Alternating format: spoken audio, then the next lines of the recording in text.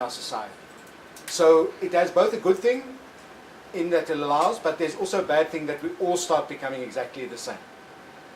So that's my response to that. But I think it's overwhelmingly good. Okay, so we can take two. It's 6:30 now. I think. Yeah. Look too close. Can I just take two questions? I've got two. Dali second, and then should we close? Okay. This is something that's always bothered me. Is in South Africa, with the large socioeconomic gap, you kind of have two audiences you need to get through to. Is that a problem from a campaign's point of view, or do you need to deal with that in a certain way? Do you need to modify your message perhaps based on the audience you're trying to reach?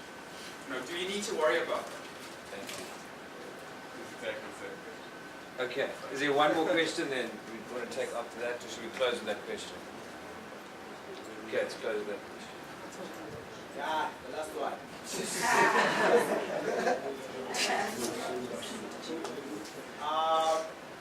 My last question would be for the house, not for you. It's for, do you think there's a need for an alternative system than the one we're living now? Yes. Which is? I'll tell you when I answer. Okay. Okay, I'm going to talk about markets. Does this need to be on? I cannot stress enough how important it is to really think about who you're talking to. You can never speak to everyone. You can never. You can hope, you can have one primary target market and you can hope for a secondary. And depending on how influential that primary target market is will determine your broader reach. So sometimes you do hit products that, for Apple for example, is an incredibly good product. It's elitist, but the majority of opinion leaders in the world use it. Hence, it doesn't need to kind of, really care about this, the lesser affluent markets per se, because it becomes aspirational. It becomes a thing that everyone who's successful uses, When we look at how we're going to form our communications, who we're talking to is, I can't even explain how much time we spend on it. A company like British American Tobacco, for example, which sells cigarettes, puts its entire marketing budget of, say, 25 million a year into consumer research and really understanding those people. I think that, to kind of throw a whole bunch of darts and hope that it hits as many people as you can is naive. It's so important. And if it does mean speaking in indigenous languages, because actually your job is more with people who do not speak English on an everyday basis, then make sure you get communications people in who understand that, and people who actually live, in the everyday lives of the people you're targeting.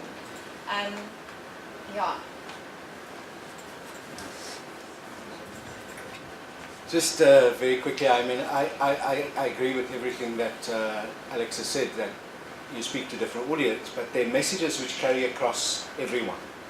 So with the TAC message, for instance, that everyone has the right to life, there's not a person who could disagree with that except Thabo Mbeki and Mantashe Balala Mzimane and all those people in the ANC who now suddenly have never been there.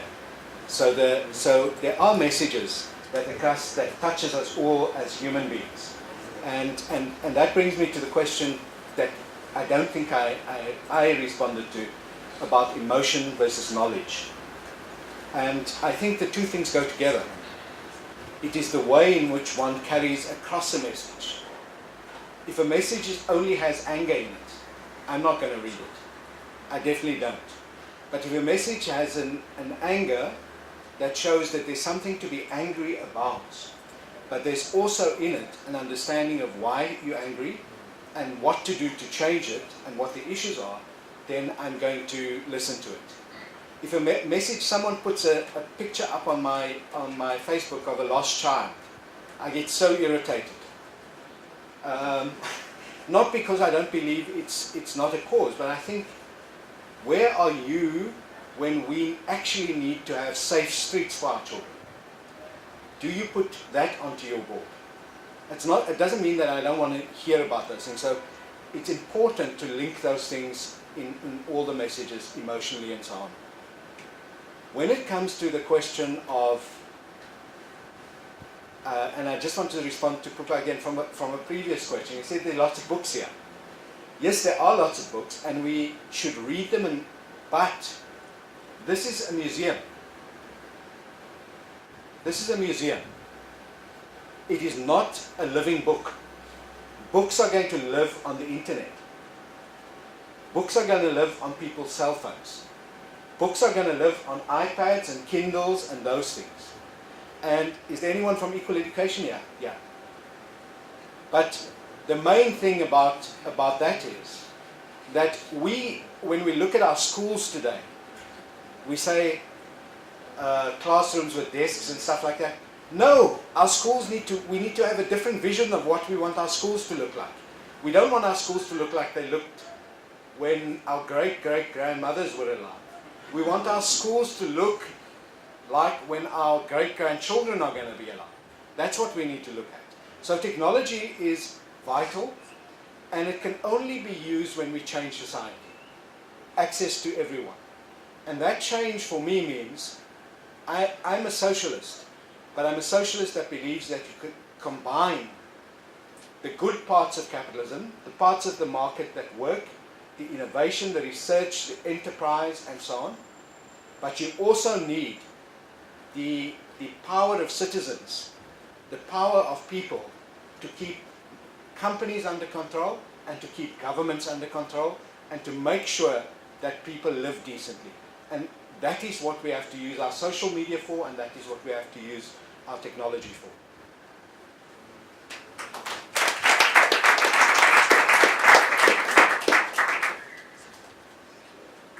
Thanks everyone for coming. The purpose of today's seminar was to stimulate a debate around social media and how it can be used by NGOs like ourselves. And I think hopefully this conversation will continue, and we'll start discussing what platforms are available like Facebook and Twitter, and new platforms like Pinterest, which I'm especially fond of. And I'm fond of it because it's a way of reaching people through things that they're interested in.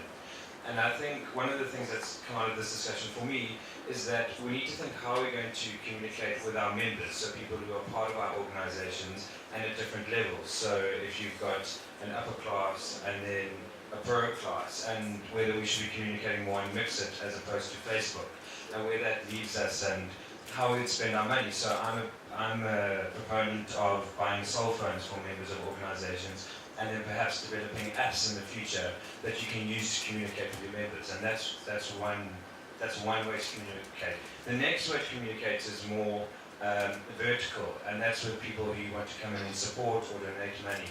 And I think what's come out of this debate for me is that there needs to be some sort of integrity when you are communicating your message to people outside of your organization, so it doesn't become sensationalist, and that's what Gavin picked up on. So I really want to thank both Zaki and Alex for spending this time here, and thank you to everyone who came through. Please check our website and take note of our other seminars that are coming up. The next one is... Oh yes, the next one. Can I say something about the next one? The next one is a really great guy called Eddie Webster. He is one of the earliest activists of South Africa's labour movement and workers' movements. And it's going to take place here on the 23rd of April. And then the one after that is taking place in Khayelitsha, and it's Mzilikazi wa Afrika and Firial Hafaji. And that is going to be on the state, money, and money, politics, and the state. And Mzilikazi wa Afrika, people will remember, was the journalist that Taylor had arrested because he exposed the leases on the police station. So we really should mobilize for both those things to get some really good people here. Because Eddie Webster was at the beginning of stuff. Did I just take your speech? No. You see, Sifiso was, I didn't realize, they didn't tell me that Sifiso was, apart from handing over flowers. But this information is on the website.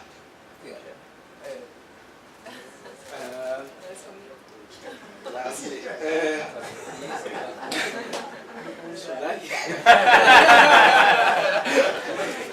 on behalf of Thank you for your time. Thank you so much for having me.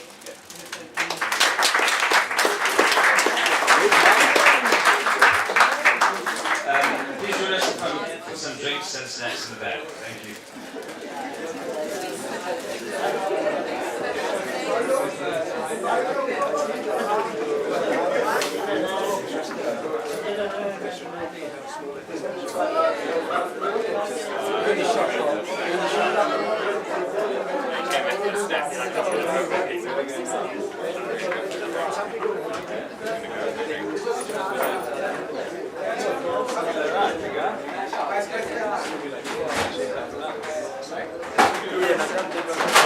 Yeah.